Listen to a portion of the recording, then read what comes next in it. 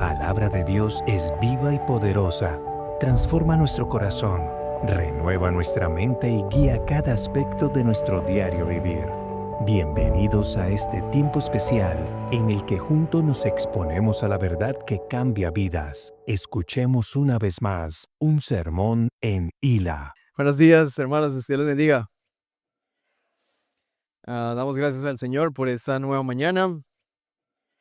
Bueno, esta congregación tiene por nombre Iglesia Lugar de Adoración. Mi nombre es Walter Puentes y soy parte del equipo pastoral de esta iglesia. Y bueno, hoy me corresponde predicar la palabra del Señor, que siempre es un privilegio para nosotros poder acercarnos a la palabra del Señor.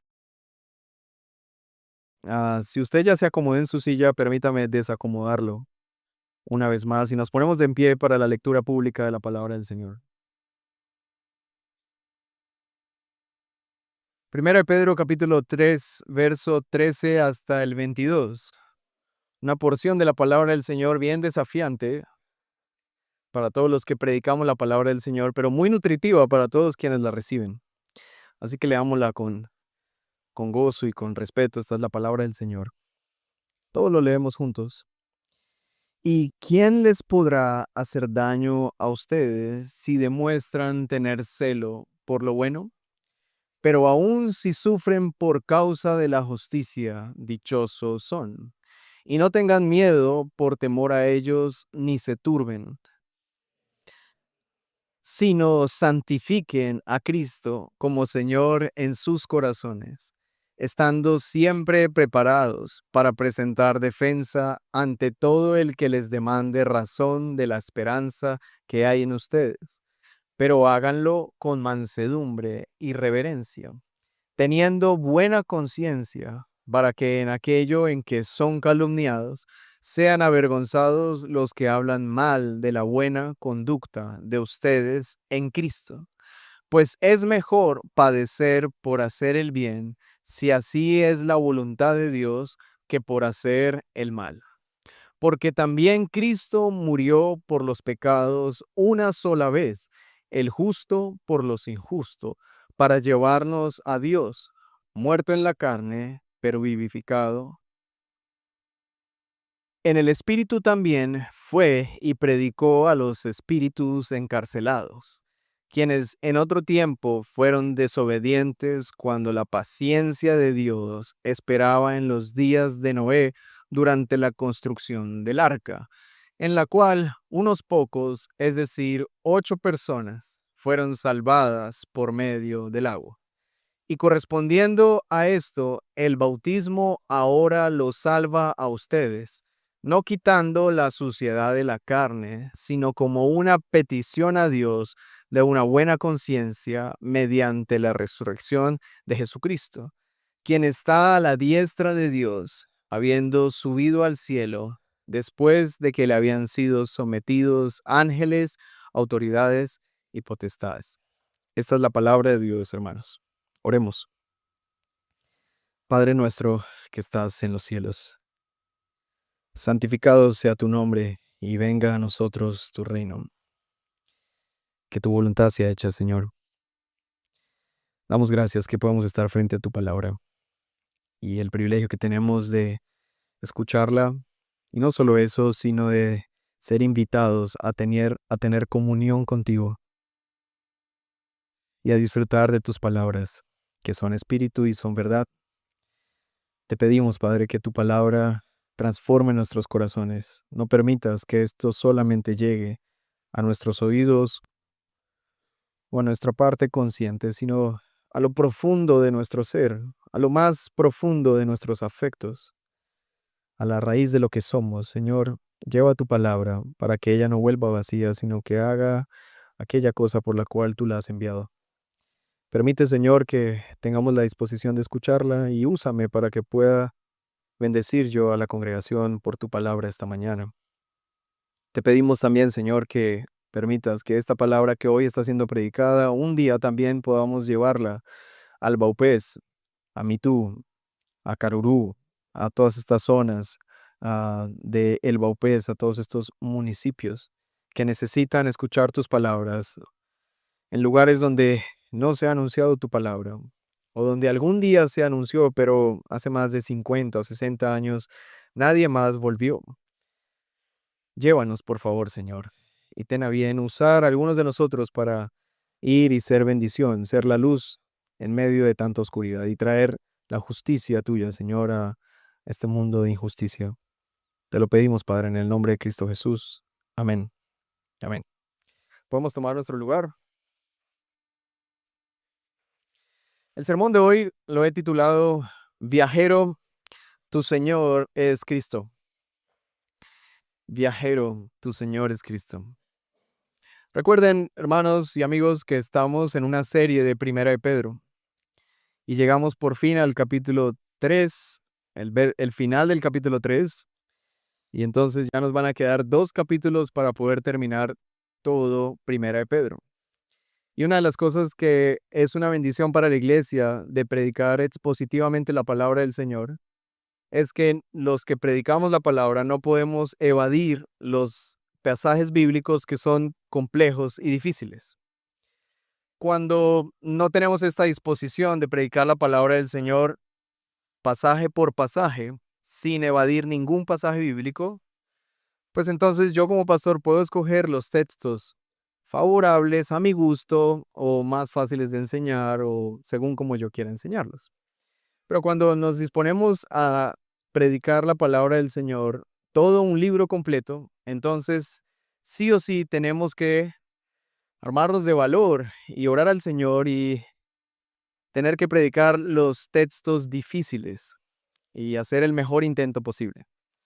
Así que ese es el caso de hoy. Creo que ustedes leyeron conmigo algunas palabras inquietantes, como espíritus encarcelados y cosas que el Señor hizo. Así que vamos a tratar de entender este texto no como un estudio bíblico estricto de esta porción bíblica compleja, sino como lo que es una carta pastoral de Pedro a la iglesia que está viviendo persecución o va a iniciar sufrimiento a causa de su fe y entonces necesitan ánimo en su corazón para poder hacerlo. Y el sermón se llama Viajero, tu Señor es Cristo, porque viajero, extranjero, peregrino son las palabras o los sinónimos que describen al cristiano. Cristiano es un viajero, es un peregrino, no es de este mundo, es extranjero, es expatriado. Este mundo no le pertenece, ni él pertenece a este mundo. El cristiano ha sido salvo de este mundo y ahora pertenece a Cristo, al Rey que está sentado a la diestra del trono de Dios. Ahora el cristiano es completamente de Cristo. Y eso es una maravillosa verdad que nos viene bien recordar una y otra y otra y otra y otra vez. Para iniciar, quisiera solamente darles un ejemplo. ¿Alguno de ustedes algún día escuchó uno de los padres de la ciencia moderna llamado Galileo, quien por allá en los años 1600 propuso un planteamiento interesante? Y era que todos los objetos caen con la misma aceleración en ausencia de la resistencia del aire. Esto significa que si dejáramos, por ejemplo, caer un piano de cola y una almohada en un lugar en el que no hay aire, los dos caerían al mismo tiempo al suelo. Algo que a nosotros nos parecería impensado, porque pensaríamos que un piano de cola pesado y una almohada, ¿qué caería primero? El piano, porque es más pesado. Ahora, en esa época fue un gran planteamiento porque no había cómo demostrarlo, pero el principio se demostró hace algunos años y entonces se comprobó que es verdad, que cuando dos objetos caen, sin importar qué tan grandes son, en un espacio donde solo la gravedad afecta a ambos objetos y no hay aire y no hay atmósfera, entonces ambos objetos caen al mismo tiempo. Esto sería un mundo sin nada más que gravedad, pero nuestro mundo no es así. Nuestro mundo está lleno de aire, tenemos una atmósfera y eso hace que las cosas funcionen muy diferente. Pues el pasaje de hoy nos muestra precisamente un panorama en que si la única fuerza que ejercera dominio sobre el mundo fuera la justicia, Entonces todo el que haga el bien no tendría temor de ningún daño, porque en ese mundo nada le pasa a los que hacen el bien. Si este mundo estuviera gobernado por la única fuerza y esa única fuerza fuera la justicia, el bueno al bueno le iría bien. Pues sería lo lógico. Si tú haces las cosas bien, te va bien. Y ese planteamiento es el planteamiento de Proverbios. Seguramente algún día usted ha leído los Proverbios. Y en los Proverbios pareciera que el mundo en el que vivimos es un mundo mágico, en el que si te portas bien, las cosas te salen bien. Si ahorras, vas a ser próspero. Si trabajas duro, te va a ir súper bien. Y aunque esos principios en parte son ciertos, el mundo en el que vivimos no es un mundo gobernado por la justicia, sino por el contrario, es un mundo caído en el que ejercen muchas más fuerzas y no solo la justicia. Este mundo está ejerciendo fuerzas dañinas como la injusticia, la violencia, la envidia, el pecado. Y todo esto producto del pecado de Adán y Eva.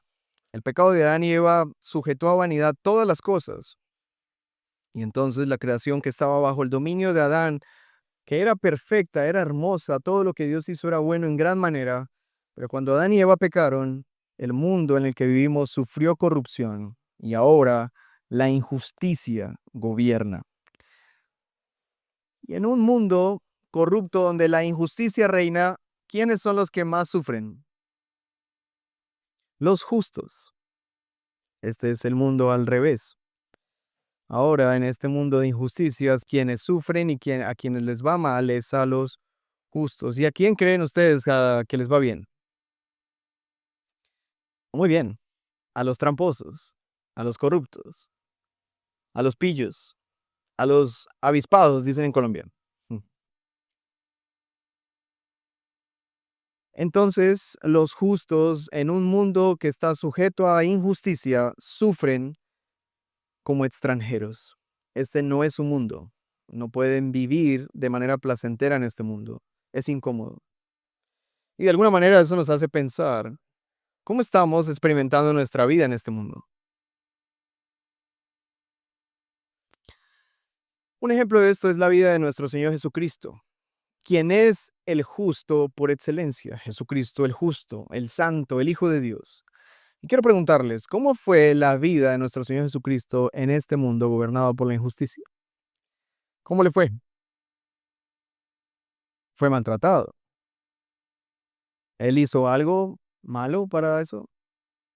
¿Qué fue lo que hizo para recibir tanto odio y repudio?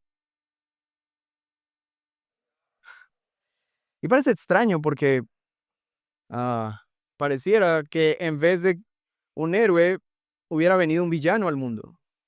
Es como si hubiera venido un villano y se hubiera hecho hombre y hubiera hecho cosas tan terribles que la humanidad se junta entera y los reinos de este mundo se juntan entera para llevarlo a la cruz y matarlo. Pero cuando leemos el carácter de aquel, nos damos cuenta que no era ningún villano. ¿Quién era Cristo? El Santo, el Hijo de Dios. Así que en ese contraste tan grande entre la bondad y la justicia de Cristo y nuestra injusticia en este mundo, es que Cristo sufrió y se entregó a causa de la justicia de Dios. El justo por los injustos. Y en medio de esta historia parecía que la injusticia otra vez iba a ganar, que nuevamente la voz del justo sería silenciada, que la luz de la justicia sería apagada, que el mal otra vez iba a triunfar sobre el bien, pues murió. Los discípulos esperaban que eso no sucediera. Los discípulos esperaban que Jesús gobernara este mundo, que hiciera algo, que derrotara al imperio romano, que sacara a los fariseos y que estableciera un gobierno con él como rey. Pero ¿qué hizo él? Se entregó a la muerte. Y cuando ellos vieron eso, se llenaron de desesperanza. Una vez más ganó el imperio, una vez más ganaron los fariseos, una vez más ganaron las autoridades religiosas. Qué triste, qué días oscuros debieron haber sido estos. Pero la historia no terminó allí. Este extranjero justo, el Hijo de Dios, se sujetó no a la muerte, sino a aquel quien es dueño de la vida para derrotar a través de su muerte a la injusticia y redimir a la humanidad. Este hombre Jesús de Nazaret, el Hijo de Dios, resucitó al tercer día y dio comienzo a una nueva esperanza para la humanidad. Este ya no seguirá siendo un reinado de injusticia. El justo ahora ha derrotado con su muerte a la injusticia y está librando por su resurrección a todos los que creen en él. A estos que creen en él los hace parte de su reino y los libra del dominio de la injusticia. Y les da la siguiente esperanza: así como él resucitó y ascendió al cielo, al reino de la justicia, así también todos los que confían en él serán llevados de este mundo injusto a su reino de justicia para vivir con él por siempre. Esa es nuestra esperanza, hermanos. Ahora, mientras esperamos ese día, seguimos en este mundo caído. No nos hemos ido todavía. Aquí estamos. Y el permanecer en este mundo caído nos hace tener una actitud doble, y es, por un lado, estamos aguardando con esperanza el día de nuestra salvación, pero por otro lado, estamos viviendo en este mundo como luminares de justicia que anuncian a la humanidad las virtudes de aquel que nos llamó de las tinieblas a su luz admirable. Y con la esperanza también de que al vivir de esta manera, otros puedan venir a la fe y ser salvos. Y aunque eso suena maravilloso y épico y extraordinario, lo cierto es que en el medio de eso está el sufrimiento, el dolor y nuestras debilidades. En medio de todo esto está lo costoso que es seguir a Cristo, porque no estamos siguiendo a alguien que ha derrotado la muerte, la injusticia, con unas palabras mágicas. No, él no cogió su dedo y dijo, "Psh", no. Él obtuvo victoria a través de la muerte y del sacrificio de su propio cuerpo con gran sufrimiento, y nosotros estamos siguiendo a este.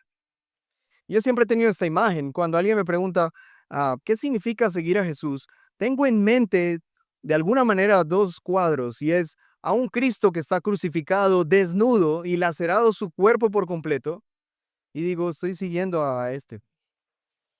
Y de alguna forma digo, pero ¿por qué yo sigo a alguien que parece derrotado en una cruz?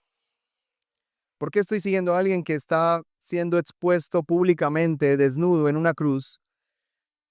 ¿Yo por qué quisiera identificarme con alguien así? Am, pero luego tengo en mente otra imagen, y tengo en mente al Hijo de Dios sentado a la diestra del Padre, reinando y esperando el día en el que vuelva. Tengo esa imagen, a Jesús sentado y esperando volver a llevar a su iglesia con él, triunfante, glorioso, reinando sobre todas las cosas, sometiendo a juicio a todas las naciones, triunfando sobre todas las autoridades de este mundo. Y digo, esto es seguir al Señor. Yo sigo a un siervo sufriente que ha obtenido gran victoria y que un día volverá para hacer nuevas todas las cosas. Mientras tanto, al seguirlo a Él, seguramente voy a sufrir. Y una de las cosas que me sorprende es por qué la iglesia de hoy en día no sufre a causa de su cristianismo. ¿Qué creen ustedes? ¿Somos una especie especial de cristianos? ¿Nos tocó una buena temporada?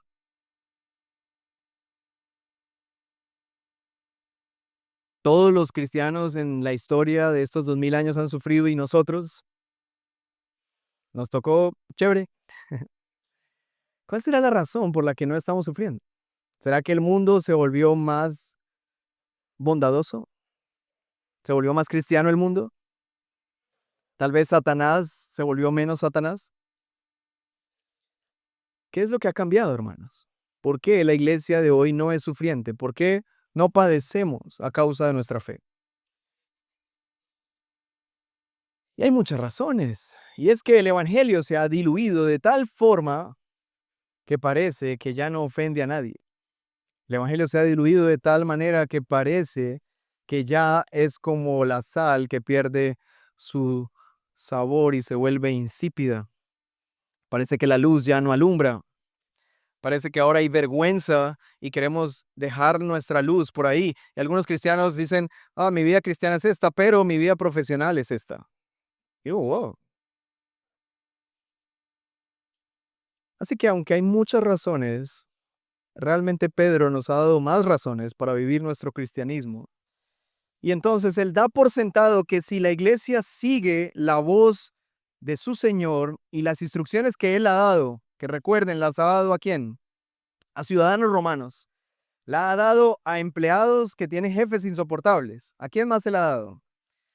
A mujeres que tienen esposos como el suyo. Ah, se la ha dado a esposos que tienen que vivir de una manera completamente opuesta a como los hombres de este mundo injusto tratan a sus esposas. Así que a ellos les ha dicho, vivan de esta manera, sujétense a toda autoridad, honren a todos, honren al rey. Mujer, sujétate a tu esposo, aun cuando él no sea creyente. Empleado o esclavo, sujétate con respeto a tu jefe, aunque sea insoportable. Ciudadano del mundo, sujétate a tus autoridades civiles, aunque parezcan que están locos. Porque al hacerlo, no te estás sujetando solamente a ellos, sino a aquel que te compró. Y la manera como vas a mostrar el reino de Dios no es siendo rebelde, sino sujetándote por amor a Cristo. Y eso va a mostrar luz en un mundo oscuro. Ahora, el asunto es que todo empleado que se sujeta a un jefe insoportable, ¿qué es lo que le va a pasar?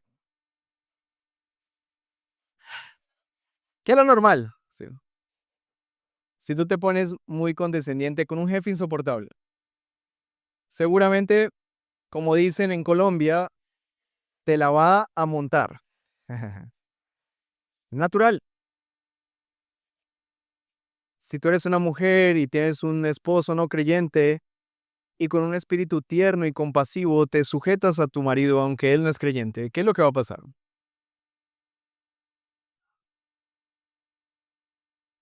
Naturalmente va a sufrir. Quizás la recompensa de eso sea que este hombre se convierta a Cristo, pero eso no es una garantía. Lo que sí es una garantía es que vas a sufrir. Si tú eres un ciudadano de un país y tus dirigentes, bueno, no voy a tratar de no tirar ningún calificativo, pero son como son,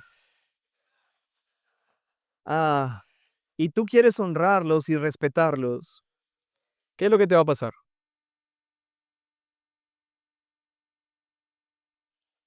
Los de la otra corriente te van a tirar. Yo, miren, además, en mi ánimo de, cuando teníamos un gobierno uribista, en mi ánimo de seguir la instrucción bíblica, yo honraba a la persona que estaba ahí.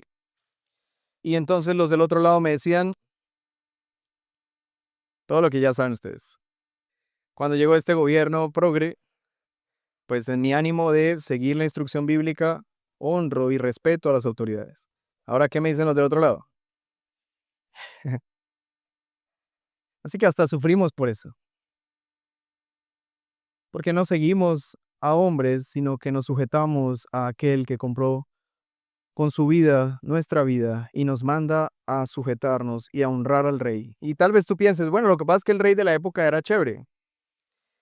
Y bueno, nuestro amigo Nerón no era algo muy chévere que digamos. Así que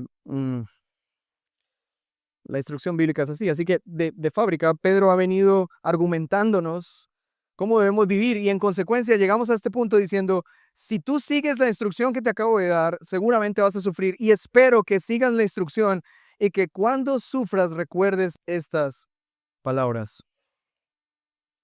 Él nos va a guiar una vez más cómo vivir en medio del sufrimiento en un mundo injusto y permanecer y perseverar. Así que el versículo inicia con el verso 13 que dice, ¿y quién les podrá hacer daño a ustedes si demuestran tener celo por lo bueno? Bueno, aquí Pedro se pone en un mundo mágico en el que no hay maldad. Pero aún así, hermanos, incluso cuando alguien eh, sigue la justicia, pues al final no tiene nada que temer. Es como, ¿quién me va a perseguir a mí si yo al final no estoy en caminos delincuenciales. ¿Quién me va a hacer malo si yo tengo un celo por lo bueno? No debería pasarme nada. El imperio no debería perseguirme porque yo pago mis impuestos, honro al rey. En mi empresa no deberían echarme porque yo soy sujeto, soy un buen trabajador, llego temprano. Pareciera que si haces el bien, pues no pasa nada, pero vean lo que dice el verso 14. Pero aún si sufren por causa de la justicia, dichosos son. Y esa es la realidad de la iglesia. Así que vamos a ver cómo Pedro va a ayudarnos a vivir en medio del sufrimiento a causa de la justicia a través de este pasaje, y lo vamos a ver en 3 puntos. En primero, el temor al Señor. En segundo, la victoria del Señor. Y tercero, Cristo es el Señor. Recuerden, el título del sermón es Viajero, tu Señor es Cristo. En primer lugar, el temor al Señor. Así inicia el verso 14. Aun si sufren por causa de la justicia, dichosos son. Pero ¿qué dice después? No tengan miedo por temor a ellos, ni se turben. Y el final de esa sección, que es el verso 17, termina así. Pues es mejor padecer por hacer el bien, si así es la voluntad de Dios, que por hacer el mal. ¿Cuál es la voluntad de Dios en ocasiones? Padecer, ¿por qué? Por hacer el bien. Ahora, ninguno se confunda aquí con toda clase de sufrimientos. Este no es un consuelo para toda clase de sufrimientos. No, no. Este es un consuelo para los sufrimientos que son consecuencia de la justicia, de tu fe en Cristo. No, no es como que tú te gastaste la plata del arriendo yéndote a ver a la Selección Colombia en Barranquilla. Ahora estás endeudado, no tienes para el arriendo y estás sufriendo hambre, tal vez, y usas este pasaje. No, no. Esto no es para todo tipo de sufrimientos, es para los sufrimientos a causa de la fe, de honrar al rey, de honrar a tu jefe, de sujetarte a tu esposo, de amar a tu esposa. Y luego, como Pedro lo va a terminar, de sujetarte a las autoridades de la iglesia. Así que Pedro muestra un panorama que pareciera desalentador. Le está diciendo a la iglesia que van a sufrir por hacer el bien. Y eso no es un ánimo. Imagínate animar a alguien, haz las cosas bien. ¿Sabes cuál es la recompensa? Vas a sufrir.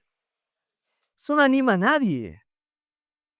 Pero el cristianismo se ha diluido tanto que para que las personas tengan ánimo de cruzar este broche y entrar a una iglesia, entonces bajamos los estándares y les decimos a las personas, si vienes, Dios te va a mejorar la vida.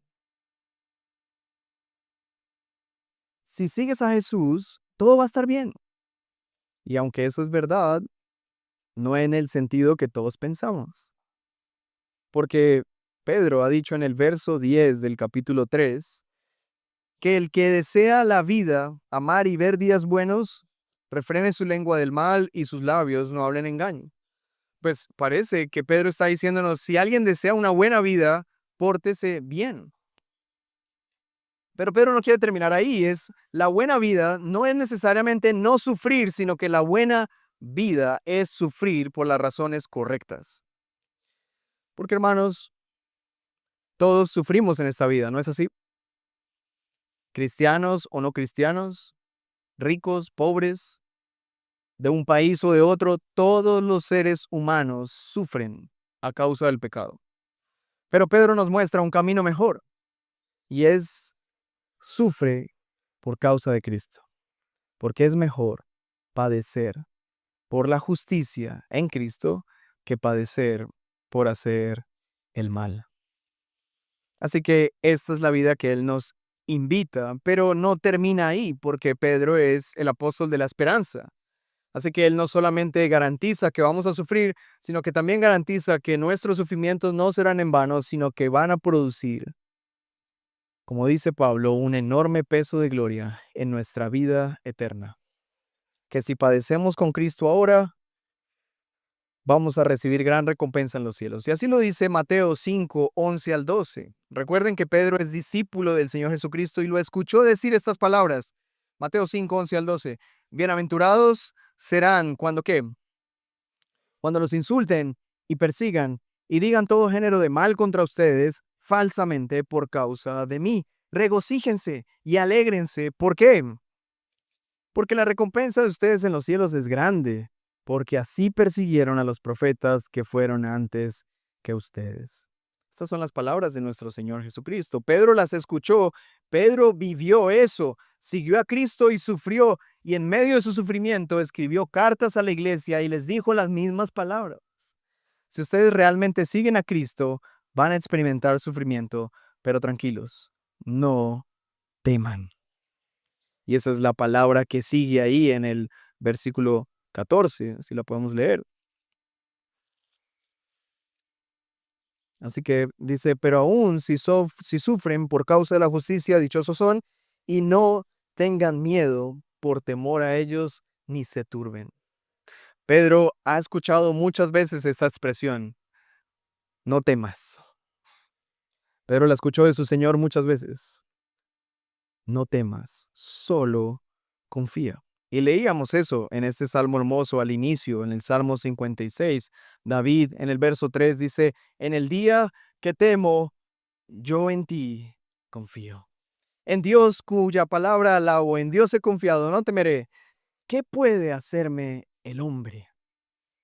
Esta es la expresión de alguien que confía en el Señor y dice, si yo confío en el Señor y en el día que temo yo confío en el Señor, ¿qué me puede hacer a mí el hombre? ¿Qué puede hacerme el hombre? Entre más confío en el Señor, menos temor tengo de los sufrimientos de este mundo. Entre menos confío en el Señor, más temor tengo del mundo, y cuando tememos más al mundo que al Señor, ¿qué pasa? Nos acomodamos a vivir como este mundo vive. Y por eso el punto de mi prédica, el primer punto es el temor al Señor. Los cristianos deben determinar a quién van a temer, a quién van a tener como su Señor. Y este sermón les recuerda, viajeros, tu Señor es Cristo. Tu Señor no es el presidente de esta nación. Tu Señor no es tu jefe. Tu Señor no es tu esposo. Tu Señor no es tu esposa. Tu Señor no soy yo como pastor. Tu Señor es Cristo. Teme al Señor. No le temas a los hombres. Oh, pero me puedo quedar sin trabajo. No es así. Experimentamos eso con un hermano de la iglesia recientemente. No le pedí permiso para contar esta historia, pero tampoco lo veo, así que creo que puedo decirlo con libertad. Este hermano trabajaba en una empresa que hacía, una empresa como de productos veterinarios. Y uno de esos productos veterinarios, una nevera se dañó y estas vacunas tienen que tener un nivel de frío para poder, una cadena de frío ahí para poder estar buenos. La nevera se daña, se dan cuenta, la arreglan y ¿qué hacen con las vacunas? Las meten en otra nevera. Así que él no sabe porque él es solo un vendedor, pero luego se entera. Alguien le dice, eso no se puede hacer. Si llega a bajarse un poquito la temperatura, ya es un peligro. No puedo con eso. Entonces él comenta eso a sus jefes y les dice, ven, tenemos este problema. Y su jefe le dice, no, hermano, venda eso. ¿Usted qué haría? Bueno, él empieza a llamar a sus hermanos en la fe. Eso fue buenísimo. Él empieza a llamar, estoy en esta situación, ayúdenme a orar. Siento que voy a aprender mi trabajo. Y no es que yo tenga, pues, ofertas de empleo por montón. Y vivo, él es una persona que vive solo aquí en la ciudad. Y yo imagino su angustia en su interior y su deseo de amar al Señor, pero es mi trabajo. Y él insistió en decirle a sus jefes y al final lo que tuvo que hacer fue renunciar. Y en ese momento, él recordó que su Señor es Cristo. Y para nosotros fue motivo de gran gozo ver que alguien estuviera dispuesto a perder su empleo por amor a Cristo. Y renunció, claro. Pues. Así que en medio de estos momentos, ¿qué vas a hacer? ¿Cuáles son tus elecciones? porque eso determina quién es tu Señor. ¿Tú a quién le sirves? ¿Y a quién le temes? ¿A quién le tienes miedo? Y digo a quién le tienes miedo porque generalmente le tenemos miedo a sufrir en este mundo. Es más, nuestro sentido de supervivencia es lo que nos hace hacer maromas. El fin justifica los medios, dice el ladrón que le roba a otro para poder llevar comida a su casa. Pero así no es, hermanos. ¿Quién es tu Señor? Y si tú eres extranjero, el Señor te ha salvado. Viajero, tu Señor es Cristo. Y Pedro entonces les da un mejor camino. ¿Qué les dice? No os teman, sino santifiquen a Cristo como Señor en sus corazones. Y Él nos va a decir cómo hacemos eso. Pero antes de ver cómo hacemos eso, Él está usando las mismas palabras del Padre Nuestro. Santificado sea tu nombre. Santifica a Cristo en tu corazón. Esto quiere decir, pon nuevamente a Cristo en el lugar que le corresponde. No perviertas a Cristo en tu corazón. No veas a Cristo como si no fuera el Señor de tu vida. Santifica a Cristo como Señor en tu corazón. Y es la oración que hacemos, Señor, santificado sea tu nombre. Ahora, una forma en la que podemos temer al Señor es santificando a Cristo como Señor en nuestras vidas. Es no temer al hombre, porque el Señor no es, el hombre no es nuestro Señor. Nuestro Señor es Cristo. Nosotros no nos sujetamos a los hombres porque ellos sean los dueños y señores de todo. Nos sujetamos a los hombres porque al hacerlo nos sujetamos a Cristo. Así que si eso es así, si santificamos a Cristo en nuestros corazones, hay una forma práctica en la que hacemos eso. Y es lo que sigue en el verso 14. ¿Y qué más dice el verso 15? Perdón. Si nos santifiquen a Cristo como Señor en sus corazones, estando siempre preparados para presentar defensa ante todo lo que les demanda razón de la esperanza que hay en ustedes. Ahora, naturalmente, cualquier jefe, los jefes están acostumbrados a tener ¿qué tipo de empleados? Empleados mañosos, y si son juiciosos tienen como motivaciones extrañas, o los jefes tratan de decir, yo siempre escucho gente que tiene empresa y dice, mano, qué difícil conseguir buenos empleados. Muy difícil. Y en ese sentido, están acostumbrados a que algo pase. Así que cuando se encuentran con un empleado que no es así, sino que es honesto en todos sus caminos y que teme al Señor, generalmente un jefe inconverso va a querer indagar, hermano, ¿usted por qué es así? ¿Qué lo lleva a ser así? O, como en el caso de nuestro amigo que estuvo dispuesto a renunciar, seguramente su jefe se preguntaría, pero este man, ¿por qué no fue capaz de vender eso? Y seguramente él dijo, bueno, este man de pronto es una persona de principios. Pero no es ser de principios, es amar al Señor y tener a Dios como nuestro Rey. Así que cuando eso pase, cuando alguien te pida explicación de por qué tú eres así, lo que no debes hacer como creyente es, no, es que mi papá me dio una buena educación. No. No es momento de enorgullecerte, de decir, yo sí soy. No es momento para eso. Tu respuesta es, tengo un Señor y ese es Cristo. Y por Él es que yo vivo de esta manera.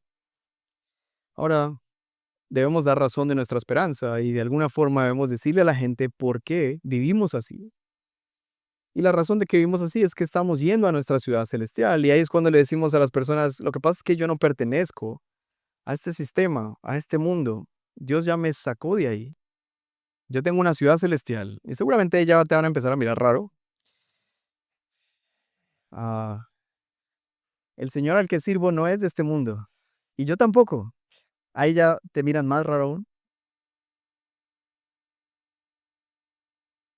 Pero Él vino un día a este mundo, se vistió como uno de nosotros, padeció el justo por los injustos como yo, y por su gracia Él me permitió creer en Él, y ahora lo que yo estoy haciendo es esperando que Él vuelva por mí. En cualquier momento va a llegar. ¿Y usted está listo para que llegue? Esa es la manera en que damos respuesta. Ahora, Pedro agrega una actitud, que si la vieron ahí está en el final del verso 15. Pero, y ese pero es porque Pedro sabía qué clase de personas eran sus amigos. Pero háganlo con mansedumbre y reverencia. Eso no significa que tú te pongas a alegar con alguien, a defender tu fe, que cojas a bibliazos a los testigos de Jehová que dejaste entrar a tu casa, o que agarres la virgen de tu abuelita y la tires por el piso. No, aquí dice, háganlo con mansedumbre y reverencia. Es decir, no solamente habla de tu esperanza, sino refléjala. No solamente habla de Cristo, sino refléjalo en tu manera de defenderte. Mujer, si tu esposo te dice, pero ¿por qué no hacemos eso? Ya estoy cansado de que usted sea así. La esposa no debe responderle es que ese es mi problema, que estoy con un impío hijo del... No, no, no. Con mansedumbre y reverencia. Luego el 16, ¿qué dice? Teniendo buena conciencia. Y termina, pues es mejor padecer por Cristo, por hacer el bien, si es la voluntad de Dios, que por hacer el mal. Esa es la actitud del cristiano que decididamente quiere agradar a su Señor y servirle con todo lo que es. Y luego llegamos al segundo punto, y es la victoria del Señor. Y este es el pasaje complejo. Leámoslo otra vez, verso 18. Porque también Cristo murió por los pecados una sola vez, el justo por los injustos, para llevarnos a Dios, muerto en la carne, pero vivificado en el Espíritu. ¿Esto qué quiere decir? Que el Señor, claro, que murió en su cuerpo físico, padeció en su cuerpo físico, pero fue vivificado en su Espíritu. A Dios no lo mataron, a Dios no le quitaron su vida espiritual. Él murió en su cuerpo físico, lo entregó en sacrificio, en ofrenda. Él no merecía morir, lo entregó en ofrenda. Ellos no lo podían matar. Él hubiera podido matarlos a todos, pero por amor y por compasión entregó su cuerpo, lo entregó. Y cuando lo entregó, su espíritu no murió, sino que su espíritu fue vivificado. Y como dice el final del capítulo del verso 21, mediante la resurrección de Jesucristo, es mediante esa vivificación, no solo del espíritu, sino de su cuerpo, nosotros podemos tener una buena conciencia delante de Dios. Pero en el medio de esos dos aparecen unos versículos inquietantes, que es el verso 19, porque dice que en el espíritu también fue y predicó a los espíritus encarcelados. Bueno, aquí voy, hermanos. Écheme ganas. Bien, este pasaje tiene muchas interpretaciones y no voy a ser yo quien le ponga punto final a los debates, obviamente. Esto se ha discutido por siglos acerca del significado de este pasaje. Yo quisiera brevemente darle las posturas y mi postura personal. Las posturas van desde, por ejemplo, que el pasaje se refiere a los espíritus encarcelados que eran ángeles que son nombrados en Génesis capítulo 6 como los hijos de Dios, quienes se juntaron con los hijos de los hombres. Estas personas argumentan que a esos espíritus es a quien habla Pedro como una anunciación de Jesucristo que fue a los infiernos y le demostró a estos espíritus encarcelados que él obtuvo la victoria. Esa es una postura. Otra postura es que los espíritus encarcelados eran las personas de este mundo. Todos al final en este mundo están atrapados por el adversario, el diablo, tienen la mente entenebrecida. Y entonces esta fue la exposición, pero bueno, eso no tiene mucho sentido porque aquí dice que son los desobedientes de la época de Noé. Otra interpretación de este pasaje es que los espíritus encarcelados eran las personas del diluvio que murieron a causa del diluvio y estaban de alguna forma en una prisión y necesitaban ser liberados de esa prisión, y Jesús les predica el evangelio a estas personas en prisión y de alguna forma los libera. Bueno, esa sí puedo decir, no, chuchu, nada que, muy mal. Y luego tenemos una interpretación que es la que yo considero la más cercana al contexto bíblico. Obviamente las demás personas que argumentan su interpretación, dicen lo mismo, así que, bueno, les invito a que ustedes puedan estudiarlo, pero yo soy su pastor, créanme a mí. No, just-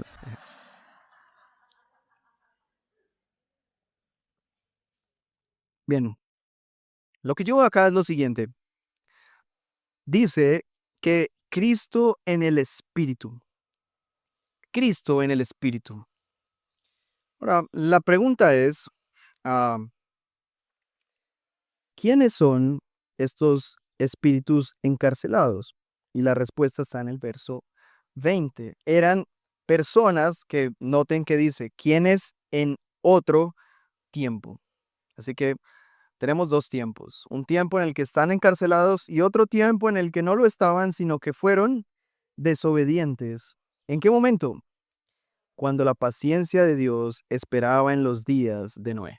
Recuerden ustedes que a Noé le tomó mucho tiempo construir el arca y Dios, mientras se construía el arca, tuvo mucha paciencia. Y en medio de la paciencia que Dios tuvo, mientras se construía el arca, porque creo que ustedes saben que Dios hubiera podido decirle a Noé, Noé, ve al monte que allá ya tengo un arca hecha. Pero no, le dice a Noé que la construya. Así que Dios, mostrando que es lento para la ira y grande en misericordia, tiene paciencia con toda esta generación, pero todos ellos, ¿cómo fueron? Desobedientes. ¿Y cuántas personas fueron salvadas? Solo 8 personas. ¿Y fueron salvadas cómo? ¿Por medio de qué? Del agua. Es raro, ¿no?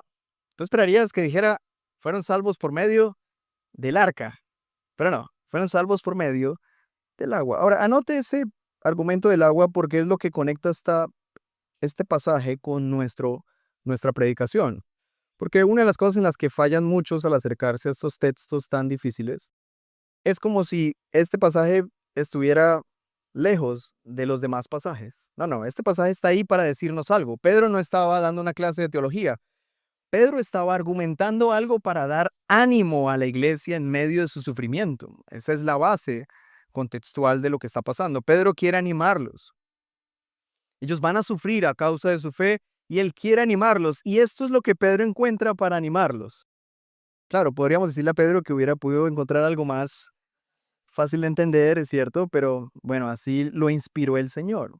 Y ahora aquí estamos, hermanos.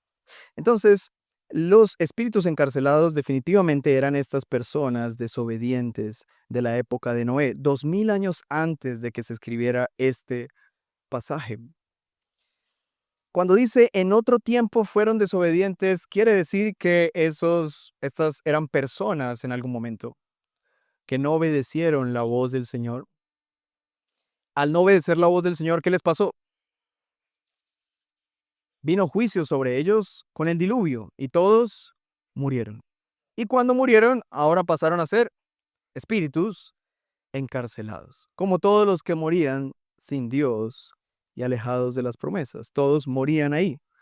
Ahora, cuando algunos argumentan que estos espíritus encarcelados son todos los que han muerto sin Cristo, pues el texto no dice que son todos los que han muerto sin Cristo, solamente aquellos de la época de Noé.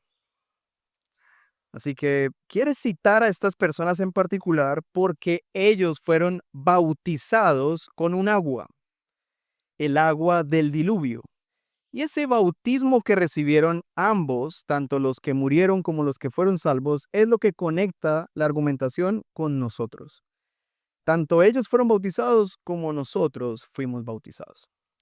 Hasta ahí vamos, espero que vayamos bien.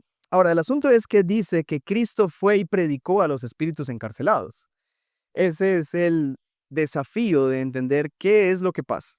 Mi forma de interpretarlo es con el contexto de la carta. Y leímos en la perícopa que predicó Esteban en el capítulo 1, verso 11, que dice lo siguiente. Primera de Pedro 1, 11 dice lo siguiente. Desde el 10, perdón, 10 y 11. Acerca de esta salvación, los profetas que profetizaron de la gracia que vendría a ustedes, diligentemente inquirieron y averiguaron, procurando saber qué persona o tiempo indicaba el espíritu de, ¿indicaba quién? El espíritu de Cristo. Así que esta es una señal que nos da Pedro de cómo obraba el Espíritu de Cristo en el Antiguo Testamento. El Espíritu de Cristo hablaba a los profetas, según este pasaje, y les hacía predecir los sufrimientos de Cristo y la gloria que le seguirían. Así que la forma como entendemos este pasaje, de mi parte, y bueno, gran parte de la tradición reformada, es que Cristo en su Espíritu predicó a estas personas cuando estaban vivos a través de Noé. No fue un momento en el que él estaba muriendo en la cruz y en el sábado él en su espíritu bajó y predicó a alguien que estaba encarcelado, aunque esa verdad podríamos encontrarla en otro pasaje, sino que lo que está diciendo Pedro aquí es que el Espíritu de Cristo a través de Noé, quien podemos considerar un profeta de Dios, predicó a estas personas que no eran espíritus encarcelados todavía, sino que eran seres humanos que vivían en el tiempo de Noé y no escucharon.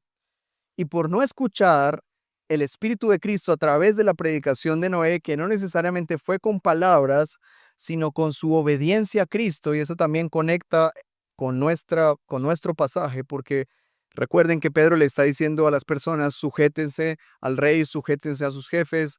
No les está diciendo necesariamente evangelicen, sino que les está diciendo, con su comportamiento, muestren las virtudes de Cristo. Eres un ciudadano, honra al rey. Eres un empleado, honra a tu jefe. Eres mujer, honra a tu esposo. Por tu conducta, él puede ser ganado. Así que Noé no necesariamente fue un predicador como de palabras, sino que en su obediencia perseverante por años al construir un arca, anunció al mundo el juicio. Y lo que Pedro está intentando decir es que el Espíritu de Cristo a través de Noé predicó a estas personas, pero ellos fueron desobedientes y en consecuencia murieron y en consecuencia fueron encarcelados. Hermanos, ese fue mi mejor intento de explicar este pasaje. Ahora, no tengo el tiempo para irme extensamente con todo esto, pero sí quisiera señalar la verdad que nos nutre y nos anima. Y esto es como termina el pasaje, verso 21. Y correspondiendo a esto, es decir, consecuentemente con la historia que les acabo de contar, el bautismo ahora los salva a ustedes. Otra declaración difícil de interpretar. ¿Cómo así que el bautismo salva? Hermanos, con claridad hemos enseñado que el bautismo no salva a nadie. Esta es una declaración que nos diferencia de la Iglesia Católica, quienes ejercen el sacramento del bautismo a niños como método en el que un niño ahora es regenerado por el Espíritu Santo. Para los católicos, el bautismo de infantes es la regeneración del Espíritu Santo, el nuevo nacimiento. Y eso tiene implicaciones tremendamente heréticas. Lo que está diciendo aquí Pedro no es el bautismo en agua, sino el bautismo que produce el Espíritu Santo en el creyente. Recuerden que Juan dijo lo siguiente acerca de Cristo, Juan el Bautista: yo bautizo con agua, pero viene uno detrás de mí que va a bautizar con Espíritu Santo y fuego. El bautismo al que se refiere el Señor en Juan capítulo 3 es el nuevo nacimiento, que luego es simbolizado en el sacramento del bautismo. Cuando alguien va a las aguas y estamos a punto, hermanos, de bautizar unas personas próximamente, el proceso ha sido hermoso y hemos visto la bondad del Señor en medio de eso. Cuando hagamos ese acto, no es que la persona ahí sea salva, es que estamos anunciando que lo que estamos viendo ahí, una persona sumergirse y salir del agua, es un símbolo de algo que ya pasó internamente, que esta persona ha sido lavada por el agua de vida, que para él fue salvación. Así que así es como conecta Pedro la historia del diluvio con nosotros. Ellos fueron salvos mediante el agua. El agua los salvó. ¿De qué los salvó? De una generación perversa y malvada. Los salvó de la extinción de la humanidad. Si Dios no hubiera traído ese juicio, la humanidad se termina. Matan a Noé y no hay nada. La extinción total. Así que Dios, por medio del agua, salvó a Noé y preservó la vida de estas personas para traer una nueva historia a la humanidad. Y eso es lo que hace hoy Dios en día. Hoy en día es lo que Dios hace. ¿Qué fue lo que vino a nosotros? El agua de vida que es Cristo. Para nosotros es salvación, pero para los que no creen, ¿qué es? Condenación. El agua de vida para ellos será juicio, pero el agua de vida para nosotros que creemos es vida, es salvación, es esperanza. Así que eso es lo que Pedro nos está intentando decir. Ahora, el bautismo tiene una dosis de sufrimiento, porque si lo leemos bien, él dice así, y correspondiendo a esto, el bautismo ahora lo salva a ustedes, no quitando la suciedad de la carne, es decir, Pedro está diciendo, no está hablando del agua del bautismo físico, porque dice, no quitando la suciedad de la carne. Si fuera el bautismo físico, diría, o no haría esta salvedad, pero cuando dice no quitando la suciedad de la carne, está hablando de algo interno, sino como una petición a Dios de una buena conciencia. Esta es la obra regeneradora de Dios. Cuando alguien confía en Cristo, es bautizado por el Espíritu Santo, su vida es completamente transformada en su interior y ahora lo que hay en su interior no es un deseo de venganza, de no me voy a dejar de nadie, de supervivencia. Ahora lo que hay en su interior es un deseo, es una petición a Dios de una sana conciencia. Lo que surge del interior de alguien que ha sido lavado por las aguas del Espíritu Santo, la regeneración, es una petición delante de Dios de una buena conciencia, un deseo profundo de vivir delante de Dios de una manera digna, aun cuando al lado hay tanta burla, aun cuando al lado hay tanto menosprecio, aun cuando al lado de nosotros hay tanto sufrimiento por causa de Cristo. Señor, yo quisiera, te pido una buena conciencia, y esto solo ocurre mediante la resurrección de Jesucristo. Y el final, que es mi último punto, es Cristo es el Señor. Y así termina el pasaje, verso 22. ¿Quién es Cristo?